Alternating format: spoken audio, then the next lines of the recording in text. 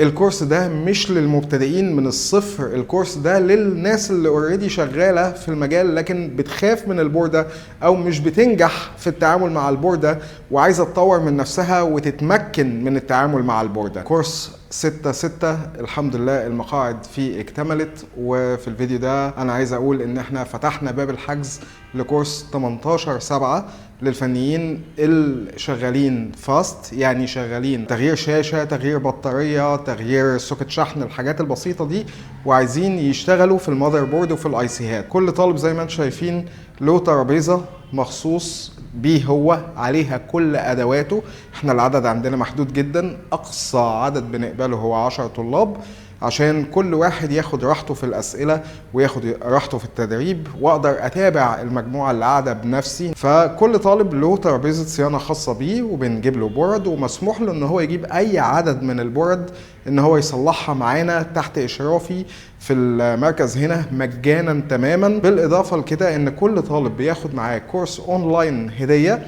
الكورس ده بيتباع لوحده بنفس قيمة الكورس الحضوري، فانت بتاخده هدية معاك مجانا لمدة سنة علشان تقدر تراجع منه وما تبقاش قاعد جوه المحاضرة شاغل نفسك بالتسجيل انك تصور اللي انا بقوله عشان تراجع منه. في الكورس ده احنا بنتعرف على معدات الصيانة كلها وازاي نستخدمها بطريقة احترافية، وبنتعرف على المذر بورد ومكوناتها، وازاي نغير القطع الصغيرة البلاستيكية اللي موجودة على المذر بورد زي الكونكتورات، المايكات، المكثفات، المقاومات، الفلاتر، الحاجات الدقيقة جدا دي اللي بتحتاج تدريب عشان تبقى الايد حساسه، وعشان لما اجي اشيل مكون ما بعطرش اللي حواليه. وبنتعلم على بورد ايفون، وبنتعلم على بورد اندرويد، وبنتعلم كمان نتعامل مع النقاط المفقوده تحت الاي سيهات. لو انا جيت شلت اي سي ولقيت نقط مفقوده تحت منه ازاي اعوضها، ازاي اوصل المسارات في البورده في حال انها اتقطعت، ازاي اشيل واركب واشبلن الاي سيهات الغير محميه في المرحله دي. في المستوى ده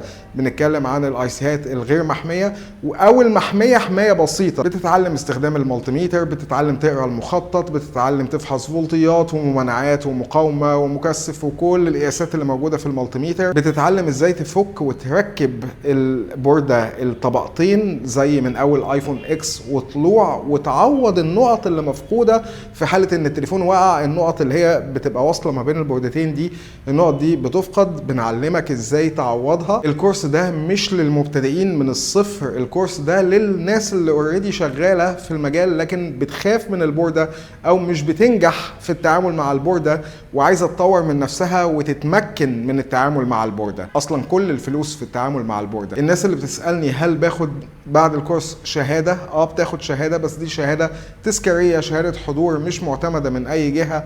والناس اللي بتسال على الدعم، ففي جروب واتساب للمجموعه بتاعتك بفضل انا بتابعكم لمده 3 شهور. بعد ال3 شهور بدخلكم جروب اكبر بكون انا برضو مشرف عليه، وبالطلبه بتساعد بعضها فيه. لو انت حابب تطور من نفسك كلمني على الواتساب اللي هيكون موجود هنا ده علشان نتناقش مع بعض ونشوف خبرتك عامله ازاي، واذا كنت ملائم للكورس ده ولا لا. وبرضو في مستويات اعلى للناس اللي هي اوريدي ممارسه وشغاله وبتتعامل مع الايسيهات بكل سهوله ويسر، بس عايزه تطور نفسها في تشخيص الاعطال. فتواصل دلوقتي معايا علشان نحدد مستوى الكورس المناسب ليك. سلام.